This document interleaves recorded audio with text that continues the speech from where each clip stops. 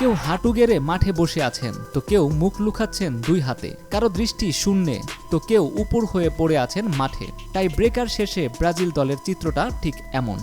কারো কারো চোখে পানি, বেদনায় বিধ্বস্ত সবাই। কোপা আমেরিকার অভিযান শেষ কোয়ার্টার ফাইনালেই। এই হতাশা তো আছেই। কোচ দরিফলকে পেয়ে বসেছে নতুন আরেক দুর্ভাবনা। বিশ্বকাপ খেলতে পারবে তো ব্রাজিল?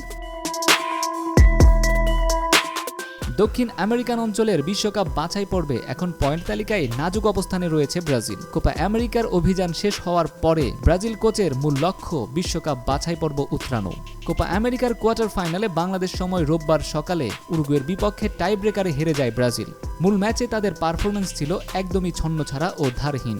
গোলশূন্য ম্যাচ গড়ায় টাই ব্রেকারে। সেখানে ব্রাজিলের প্রথম শটই ব্যর্থ হন এদের মিলিতাও। পরে গ্যাব্রিয়েল মার্তিনেল্লির শট ফিরে আসে পোস্টে লেগে।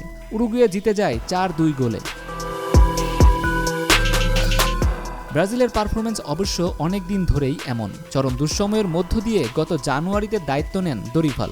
এরপর তিনি বেশ কবারই বলেছেন দলটাকে আগে গুছিয়ে নিতে চান তিনি। কোপা আমেরিকা থেকে বিদায়ের পর সেই বার্তাই দিলেন। এই দলটির গুরুত্বপূর্ণ সংস্কার কিংবা পুনর্গঠনের প্রক্রিয়া চলছে এখন।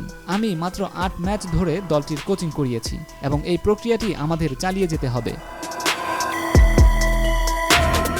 এই পথ চলায় যত প্রতিবন্ধকতা আসবে সেসব নিয়ে আমরা সচেতন। তবে এটাও আমরা জানি যে একটি নকআউট পর্বের ম্যাচে আমরা হেরে গিয়েছি এবং এটি আমাদের প্রত্যাশিত ছিল না।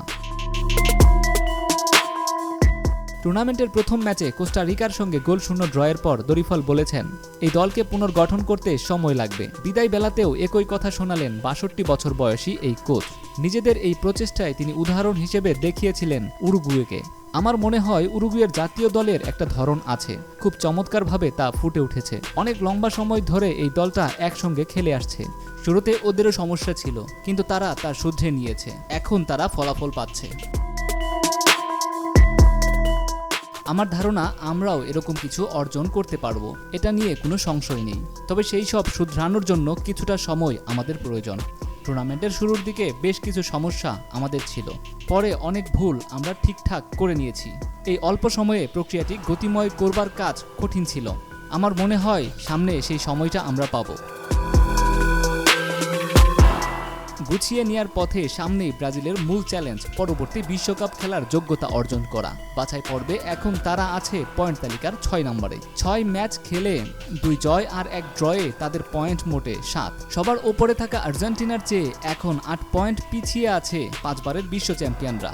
দরিফালো বলেন আপাতত তার ভাবনা এখন বাছাই পর্ব উতরানোর পথ বের করা।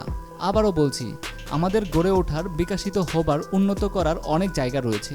আপাতত আমাদের মূল লক্ষ্য পরের বিশ্বকাপে জায়গা করে নেয়া। এখন আমরা পয়েন্ট তালিকায় 6 নম্বরে আছি এবং তা নিয়ে মোটেও স্বস্তিতে নেই আমরা।